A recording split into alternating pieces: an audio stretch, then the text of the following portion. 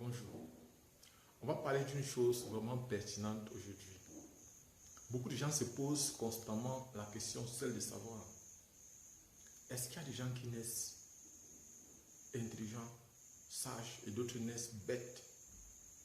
Est-ce qu'il y a des gens qui sont naturellement intelligents à l'école et d'autres qui ne peuvent même pas s'en sortir à l'école? C'est de ça qu'on va parler dans cette vidéo. Mais avant de commencer à parler de ça, on va d'abord parler d'une chose importante. Je voudrais vous dire que nous fêtons notre 20e anniversaire en 2024. 20e anniversaire dans les répétitions universitaires et les prépas concours. Donc, pour cela, nous allons travailler particulièrement avec les élèves des terminales et les étudiants qui sont en classe, donc à l'université, lorsqu'ils veulent préparer leur concours de façon annuelle. Aussi, s'ils veulent préparer leurs unités d'enseignement de la fac, nous allons travailler avec eux.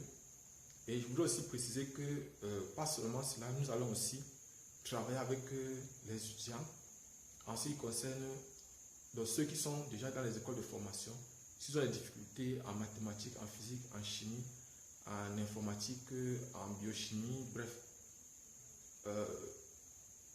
ils peuvent nous faire appel, ils peuvent faire appel à nous. Donc, pour ceux qui ne me connaissent pas, en fait, je suis Job Camden du groupe de répétition NABLE à Yaoundé au Cameroun. Et je fais dans la répétition depuis 2004. Donc, ça fait presque 20 ans. L'année prochaine, en 2024, ça va faire 20 ans que je fais dans la répétition universitaire. Et je précise que je suis enseignant de formation et répétiteur de profession. Et je voudrais faire comprendre donc, à ceux-là qui ont besoin de nos répétitions, ceux qui veulent travailler avec nous, de déjà faire signe parce que bientôt nous allons fermer nos listes. Il y a déjà des personnes qui veulent préparer Polytechnique de Yaoundé, d'autres veulent préparer Polytechnique de Douala second cycle et niveau bac aussi. Et je voudrais préciser aussi que ceux qui veulent entrer à Isabelle, c'est encore possible, vous pouvez encore entrer. Si vous avez besoin de l'arrêter se trouve sur la page du ministère de l'Enseignement supérieur. Si vous voulez par exemple savoir s'il y a les concours qui sont lancés, allez sur la page Facebook du ministère de l'Enseignement supérieur ou bien allez sur le site internet www.minsup.gov.cm. C'est là où vous allez trouver, par exemple, tous les concours en ce qui concerne le ministère de l'Enseignement supérieur. C'est des concours qui dépendent directement de lui. Et puis maintenant, vous pouvez aussi aller sur le site internet du ministère de la fonction publique et de la réforme administrative, c'est-à-dire MINFOPRA. C'est www.minfopra.gov.cm. Là, vous allez avoir toutes les informations concernant les concours. Vous pouvez aussi aller sur la page Facebook, sur les pages Facebook du MINFOPRA ou les groupes Facebook du MINFOPRA. Là, par exemple, sur ces groupes-là, il y a souvent, on donne souvent, par exemple, les concours qui sont lancés, c'est-à-dire vous allez voir l'arrêté signé par le ministre de la fonction publique ou bien signé pour le ministère de l'Enseignement supérieur, signé par le ministre de l'Enseignement supérieur. Ça, c'était en passant. Maintenant, on revient sur ce qu'on a voulu débattre aujourd'hui, ce sur quoi on doit parler aujourd'hui. C'est, est-ce qu'il y a des gens qui naissent bêtes et d'autres naissent sages? Est-ce qu'il y a des personnes qui naissent chanceux et d'autres qui ne sont pas chanceux à naissance? Donc, pour être honnête, pour dire la vérité, il est difficile, franchement, de dire si une personne a des prédispositions, par exemple, à s'en sortir ou pas. Vous devez savoir une chose, c'est que tous les êtres humains naissent égaux. Tous les êtres humains naissent égaux avec les mêmes chances. C'est vrai, nous ne choisissons pas nos parents, c'est vrai, nous ne choisissons pas notre tribu, c'est-à-dire le lieu où on va naître, on ne choisit pas, on ne choisit pas notre pays. Mais s'il y a une chose qu'on peut choisir, c'est notre avenir. S'il y a une chose qu'on peut choisir, c'est notre destin. C'est nous qui forgeons notre avenir, c'est nous qui forgeons notre présent et notre futur. Peut-être notre passé. Il y a des gens qui veulent s'attarder dans le passé, qui disent que oh, j'ai été violé, j'ai été ceci. Non, le passé est passé. Vous devez mettre une croix sur ça et faire les efforts pour l'oublier. Actuellement, vous devez tout faire pour penser à l'avenir. Qu'est-ce que dans 2 ans vous serez? Qu'est-ce que dans 3 ans, dans 5 ans, dans 10 ans, dans 20 ans vous serez? Où est-ce que vous vous projetez dans 5 ans, dans 10 ans, dans 30 ans? C'est vrai. Vous avez dit que votre vie ne dépend pas de vous, mais une part dépend de vous. C'est vous, avec le Créateur, avec même l'univers, avec la nature qui décide. Donc, si je pouvais vous donner un conseil, je devais vous dire, sachez que vous avez les mêmes chances que les autres apprenez à vous battre pour vous en sortir. Apprenez à vous battre pour vous en sortir.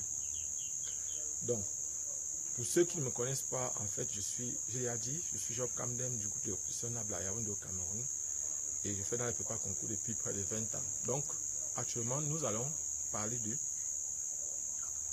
de la prédisposition, par exemple, à naître avec l'intelligence ou pas. Il faut savoir une chose, c'est que les enfants sont comme des noyaux d'avocat. Ils ont déjà tout ce qu'il faut pour pousser. Tout ce qu'il faut, c'est une bonne terre. Donc, très souvent, c'est que les enfants qui ne réussissent pas à s'en sortir, c'est très souvent l'environnement qui est à l'origine de ça. Pourquoi je dis l'environnement? Parce que déjà, vous allez voir au niveau familial, les parents passent le temps à insuffler des idées négatives à ces enfants-là. C'est-à-dire, par exemple, vous allez voir certains parents qui disent aux enfants, tu ne vas jamais réussir, tu es bête, tu es idiot, tu es comme ça, tu es comme ça. En fait, on martèle tout le temps à cet enfant-là qui ne peut jamais s'en sortir et qui est bête et qui ne va jamais réussir. Et l'enfant, à un moment donné, adopte cela, il croit que c'est la vérité. On dit, celui-ci n'est qu'un bandit, celui-ci n'est qu'un voleur, celui-ci n'est que... Vous voyez, par exemple, on donne des attributs qui n'ont rien à voir avec l'enfant, à cet enfant-là. Et c'est comme ça que l'enfant, à un moment donné, va adopter tout cela. Il va penser qu'effectivement, il est comme ça, il ne peut pas s'en sortir en dehors de ce qu'on lui dit là.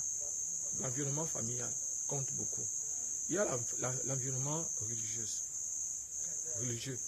C'est-à-dire, par exemple, l'église ou la religion a aussi un impact sérieux sur les croyances des personnes. Vous allez voir, par exemple, dans certaines religions, on dit que c'est Dieu qui a voulu que ça soit comme ça. Dieu a voulu que tu sois bête. Dieu a voulu que l'autre soit intelligent. Dieu a voulu. Or, tout cela n'a rien à voir avec Dieu. Ça a à voir avec vous. Ça a à voir avec vous. Rien à voir avec Dieu. Donc, c'est vous qui décidez de votre avenir, c'est vous qui construisez, c'est vous qui décidez de tout. Ça n'a rien à voir avec la religion. Dieu n'a rien à voir dans ça.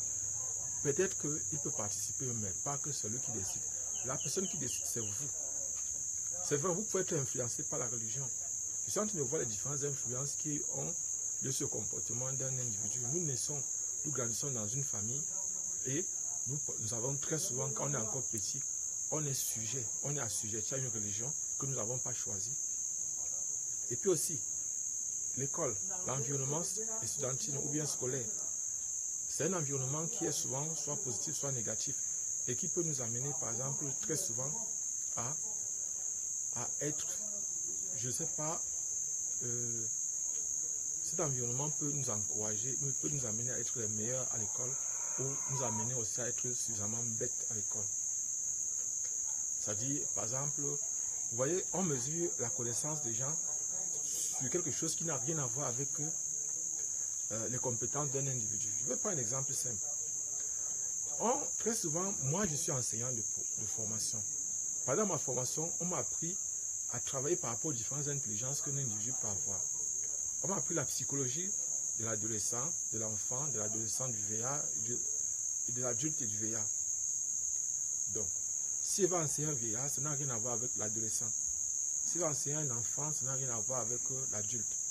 Et vous voyez donc, maîtrisant dans ces différentes psychologies, je sais comment faire en sorte qu'un élève ou un étudiant puisse développer le meilleur de lui. Je vous ai dit l'autre jour dans une vidéo que il y a des personnes qui nous disaient que franchement, ils ne savaient pas qu'ils pouvaient s'en sortir. Ils savent qu'ils sont nuls en physique. Donc ils savent qu'ils sont nuls en physique et qu'on ne peut plus rien faire. C'est fini pour eux. Parce que simplement en classe de première, en terminale, ils ont eu des très mauvaises moyennes en physique et ils sont convaincus. Parfois, ils ont eu des enseignants qui n'étaient pas peut-être compétents pour pouvoir leur faire comprendre leurs cours. Ou parfois, ce sont eux qui fuient les cours de physique. Et à la fin, ils disent qu'ils sont incompétents en physique, c'est-à-dire qu'ils ne peuvent pas s'en sortir en physique. Mais je vais vous dire une chose, tout ça dépend de vous. Vous êtes la seule personne. Et maintenant, nous, en tant qu'enseignants, en tant que répétiteurs, nous savons comment faire pour que les gens puissent s'en sortir. C'est la raison pour laquelle la plupart du temps, les étudiants, nous aimons beaucoup parce qu'un étudiant qui veut comprendre, venez chez nous. Un étudiant qui veut valider, partir chez les autres. Parce que chez nous, on comprenait d'abord avant de valider. Vous allez me dire que on perd le temps parce que les slogans selon lesquels on valide d'abord et on comprend après, chez nous ça n'existe pas. On doit comprendre avant de valider. Et la plupart du temps, les gens ne regrettaient pas d'être venus chez nous. C'est vrai, le rythme de travail était souvent intense. C'est souvent intense, je voulais vous dire ça. Parce que avant de vous inscrire dans notre groupe WhatsApp, rassurez-vous que vous voulez effectivement travailler. Vous manquez un certain nombre de fois, on vous exclut du groupe. Je précise bien, vous manquez un certain nombre de fois, on vous exclut du groupe. Parce que nous ne voulons pas les gens qui vont nous traîner. On veut les gens qui veulent avancer. Les gens qui veulent vraiment comprendre comprendre leurs leçons. Donc, je voulais simplement dire que chacun choisit son avenir. Là, l'école, beaucoup d'enseignants ont été à l'origine de la bêtise, c'est-à-dire sont à l'origine, par exemple, de la fainéantise des élèves. Beaucoup de mes collègues, je le sais, nous le savons tous. Je veux prendre un exemple simple. J'ai un camarade avec lequel j'étais à fac, il est entré, il a eu l'école normale de Bambili et il ne connaît pas l'anglais. Il ne connaissait pas l'anglais, je précise bien, il ne connaissait pas l'anglais. Et il est entré à l'école, malgré ça, il n'a pas fait les efforts pour apprendre l'anglais. Un jour, on s'est retrouvé au Mateko. Le Mateko, c'est un stade qui se trouve à l'intérieur de l'université de 1.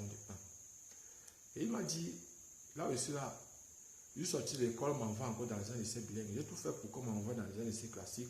On m'a toujours envoyé dans un lycée bilingue. Et quand j'entre en classe, je suis nerveux. Quand un enfant me pose la question, parce que tout ça, il doit faire le cours en anglais. Et vous voyez par exemple combien de fois un enseignant peut détruire les élèves. Parce que lui, il ne comprend pas l'anglais. Il ne fait aucun effort pour travailler l'anglais. Il allait faire un concours qu'il ne devrait pas faire en temps normal. Parce que s'il sait qu'il n'est pas compétent dans une matière, pourquoi est-ce qu'il veut absolument aller faire le concours là? C'est pour ça qu'il dit qu'il faut être capable d'assumer ce que vous faites, dans les choix que vous faites. Chaque personne doit assumer ses choix. Donc si je pouvais vous donner un conseil, si je pouvais vous donner un conseil, je vous dirais, sachez que vous choisissez votre avenir. Et chers collègues, ne détruisons pas nos enfants, ne détruisons pas l'avenir de notre pays, ne détruisons pas nos enfants. Faisons les efforts pour apprendre, pour être les meilleurs, pour leur donner le maximum et le meilleur de nous. Et un autre environnement, c'est le quartier. Le quartier, parce que quand l'enfant, en dehors de l'école, là où l'enfant peut être influencé de façon positive ou négative, je reviendrai là-dessus. Je vais entrer en profondeur dans chaque domaine. Il y a le quartier qui influence aussi beaucoup les jeunes. Beaucoup. Un enfant peut, son comportement peut être modifié à cause du quartier dans lequel il vit. C'est-à-dire le quartier influence beaucoup les jeunes, influence beaucoup les enfants. Si un enfant est dans un quartier calme, où par exemple les enfants, la majorité des enfants passent le temps à étudier ou à travailler, l'enfant là sera aussi, il peut facilement devenir un bon travailleur. Je ne dis pas que c'est automatique. Ce n'est pas automatique, je précise bien. Donc ce n'est pas parce que peut-être l'enfant est dans un quartier où on travaille beaucoup qu'il va aussi travailler, non. Ça va dépendre de ce qui se passe à la maison, de ce qui se passe dans son église, de ce qui se passe à l'école. L'enfant sera influencé par tout ça. Et même le quartier, qu'est-ce qui se passe là? Donc, et en fonction des différents types d'intelligence qu'un enfant a, il pourra donc soit s'attacher facilement aux autres gars du quartier ou à ses camarades du quartier et devenir soit un bon élève, un bon enfant ou un voyou. Et vous devez savoir une chose aussi, c'est que la plupart du temps, les enfants, les jeunes, surtout les adolescents, ne font pas les choses parce qu'ils veulent vraiment faire. Je vais prendre un exemple simple. Vous allez voir par exemple les adolescents qui se mettent à voir les trucs pornographiques, qui se mettent à chercher les petites filles ou les petits garçons, tout ça comme ça. Ce n'est pas, en fait, dans le fond, ce n'est pas que c'est quelque chose qui vient d'eux. La plupart des temps, ils veulent aussi imiter. Ils font ce qu'on appelle le mimétisme. Parce qu'ils voient leurs camarades faire, leurs grands frères faire, ils veulent aussi faire. Et très souvent, ils veulent aussi exister socialement. C'est-à-dire, la plupart du temps, les jeunes, les adolescents font beaucoup de choses pour exister au plan social. C'est-à-dire, ils veulent aussi montrer qu'eux aussi, ils existent. Ils ne le font pas parce que c'est important ou bien c'est intéressant ou parce que c'est nécessaire ou important pour eux. Non. Ils le font parce qu'ils veulent aussi exister au niveau social. Ils veulent aussi montrer qu'ils sont capables. Vous voyez, par exemple, un garçon, la plupart du temps, quand il va draguer une fille ou quand il va coucher avec elle, il aura tendance à aller raconter ça à ses amis, comment ça s'est passé. Et une jeune fille aura tendance à aller raconter aussi à ses amis comment le gars l'a dragué. C'est vrai qu'elle ne va pas raconter les détails, mais elle va quand même raconter pour montrer aussi qu'elle aussi, elle peut. Elle aussi, elle existe. Lui aussi, il peut. Lui aussi, il existe. Donc, on doit comprendre un peu c'est-à-dire cette psychologie. Mais on doit savoir une chose, c'est que tout le monde, malgré cela, peut réussir. Il y a les maths, les physiques, les chimies. commencer de commencer dès les bas âges à montrer à l'enfant qu'il est capable de s'en sortir, à le valoriser, à l'encourager.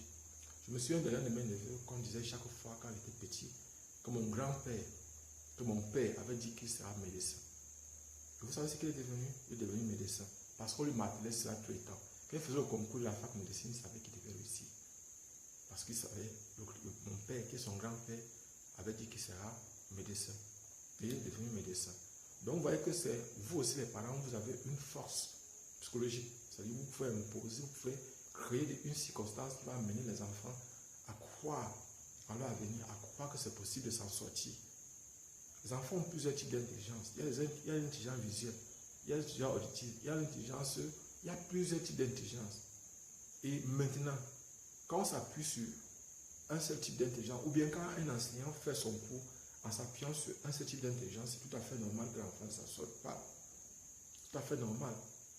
Parce que si un enseignant fait par exemple le cours en disant, vous voyez, ceux qui ont l'intelligence visuelle vont imaginer, ou bien vous entendez, vous voyez, tout ça, vous sentez ça, vous sentez comment vous sentez ça?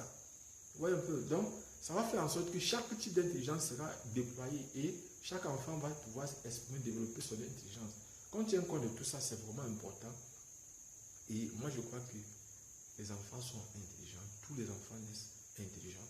Mais c'est parfois la société qui les détruit. C'est l'environnement, c'est la famille, c'est le quartier, c'est tout ça qui les détruit. Abonnez-vous, partagez le maximum possible cette vidéo. Je suis Job Kamdem du groupe de répétition Niable. On se voit prochainement.